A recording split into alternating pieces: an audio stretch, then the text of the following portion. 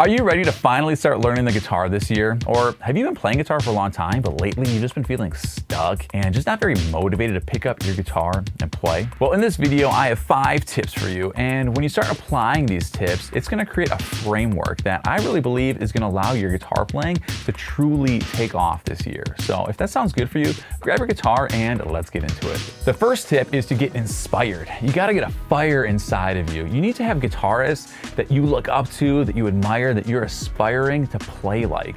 Without that drive, that inspiration, nothing else really matters because you're just not gonna care enough to really pick up your guitar and practice. My first experience with the guitar was in 6th grade science class. And for whatever reason, there was this one day out of the year, it was like a career day where each teacher would bring in somebody that would give a presentation on a certain career. And for whatever reason, my science teacher brought in a guitarist.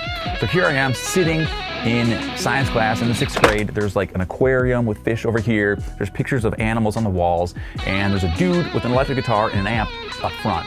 And the entire class, he is just shredding. I loved it. And ever since then, I've been hooked on the guitar. I wouldn't even get my own guitar for like 3 years later, but I was just so stoked about it. And I think that that's really the energy that we all need to have. One tip for you is to actually sign into YouTube. So make an account if you haven't yet. That way you can actually save playlists. So you can go on YouTube, you can search for great guitarists, legendary concerts, epic guitar solos. You know, you can find videos of guitarists that inspire you and motivate you. You can save them to playlists so that you can always have them handy whenever you want that boost in motivation.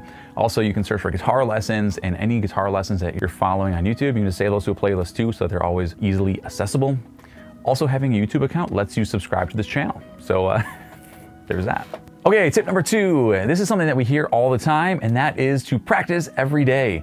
Now, we always hear this, and I think intuitively we understand the reason for this, but sometimes picking up the guitar and practicing doesn't seem like the most fun thing to do. And so maybe we skip practicing for 1 day, maybe 2 days, and then we look at our guitar on day 3 and we get this pit feeling in our stomach because we feel guilty that we haven't been practicing, and we fall into this like downward spiral where we just like stop practicing altogether. When practicing gets tough, it's because we've taken playing the guitar from something fun and we've turned it into a chore. 5 years after I actually to get my guitar, I was in college, and every day I would be stoked to come back home, grab my guitar, and just play songs. By the time I played through a bunch of songs, I was so stoked to keep playing the guitar, and I was super warmed up. And then I would start learning new songs, and I'd do technique work. If you're ever like not motivated, like maybe start your practice sessions off just by playing songs that you already know, songs that are just fun. And if you're like, John, I just got my guitar and I don't know how to play anything, then well, I got something for you. Here's a riff. I think this was like the first riff I ever learned. My buddy Lennon showed me this, and it goes like this.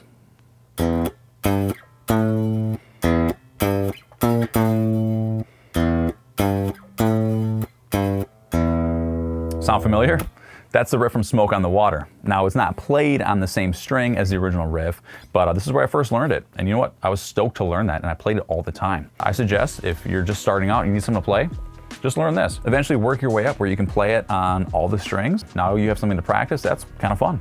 Okay, tip number 3. Now that we're practicing regularly, we're gonna wanna keep track of what we're practicing. So at the end of every practice session, you're gonna wanna write down what you worked on. So I used to do this on a pen and paper, but now I do it on a spreadsheet online. But I'll write down the song name that I was working on. If I was doing an exercise, I'll write down what exercise it is. If I was using like a metronome, I'll write down what tempo I worked up to. You can write down other things like where you left off. So like if I'm working on an A major chord, let's say, you know, I can play it okay with 2 fingers, but when I add a 3rd finger, it bumps into the high E string, and I'm just not getting that to ring out.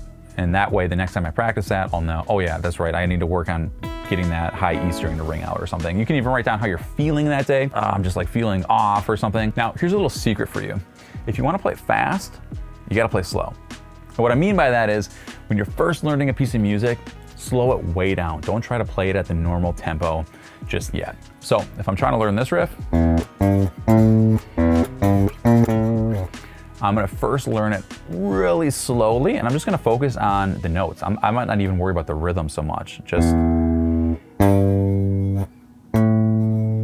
I might spend the first day, 2 days. If I'm really new to the guitar, I might need to spend a week or two just getting used to those notes. Once I start feeling pretty good about that, then I'm gonna take out a metronome. You can just download this to your phone, and I'll just try a super slow tempo. So for instance, something like 70 BPM.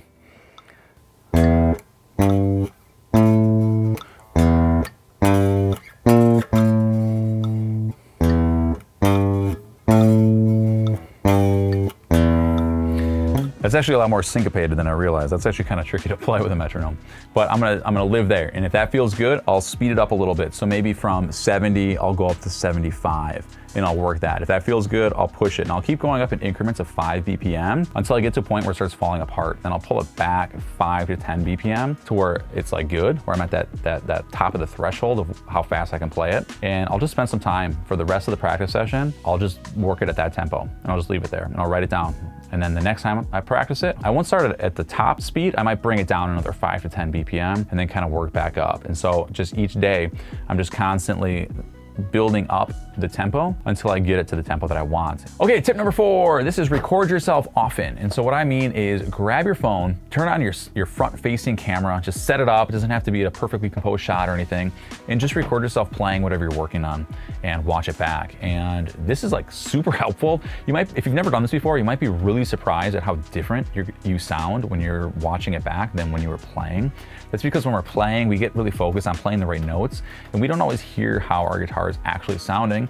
And you might be kind of surprised. You might be like, "Ooh, I need to work on some things." Now, when you're watching this stuff back, we're not gonna be like overly critical in like a negative way. We're not gonna like say, "Oh, that sounds really bad, oh, that's terrible," but we're just gonna notice. Like, we're just gonna be like, "Oh, you know, my rhythm got a little bit off here," or "I'm playing a little inconsistent, I'm playing a little choppy here," and we just take note of it. And then we go back and we practice again with that in mind. So recording yourself is really great for that. The other thing that it's really great for is helping with stage fright or like anxiety, like performance anxiety kind of things. If you have trouble, you know, performing in front of people or whatever, getting used to recording in front of a phone can be really helpful. Really the best tip for that, or for any kind of performance, is really to just be so focused on what you're playing that the recording device or the audience just sort of fades into the background. And that's really the key to any kind of performing. It's just being in the present. Okay, tip number 5, this is stay positive. And this has honestly been the thread that's gone through pretty much all of these tips so far. And you might be thinking like, "John, like you haven't really shown me a ton of technique stuff. You've just been kind of talking about all this like philosophy stuff." And really, I think that this is probably the most important thing when it comes to guitar, because if we can't win the mind part, the mental part of it, then we're just not gonna win, you know, the actual doing part of it. And so I think we just need to keep a very positive feeling towards playing the guitar. And in my opinion, I think the best way to do that is to think back to some time in your life where you were the most excited to play the guitar. Maybe it was the first time you got a guitar, first time you saw somebody play the guitar. I mean, for me, it was sitting in science class with fish swimming in the aquarium and a dude up front shredding. And I just think back to that. I try to recapture that moment, that energy, that feeling, and just apply that to today, you know, and that keeps me motivated, keeps me enjoying playing the instrument. If you found this video helpful, I think you'll enjoy the tips in this video. Have a great day, guys. I look forward to seeing you in the next video. Later.